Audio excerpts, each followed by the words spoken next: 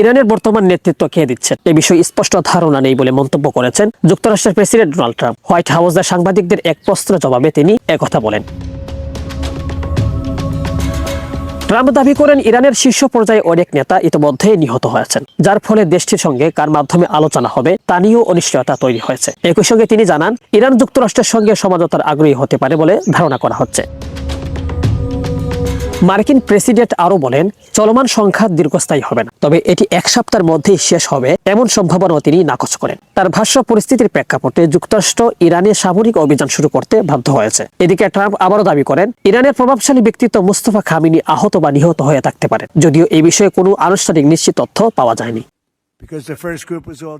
আমি জানি না তারা আলোচনার জন্য প্রস্তুত কিনা, এমনকি এটাও জানি না তাদের নেতাকে, তাদের শীর্ষ নেতাদের সবাই নিহত হয়েছেন, কার সঙ্গে আলোচনা হবে তা স্পষ্ট নয়। অনেকেই বলেছেন মুস্তাফা খামেনি আহত হয়েছেন, কেউ কেউ বলেছেন নিহত হয়েছেন। ইরান যুদ্ধ খুব দীর্ঘ হবে না, এই যুদ্ধের পর আমরা আরো নিরাপদ একটি পৃথিবী পাবো।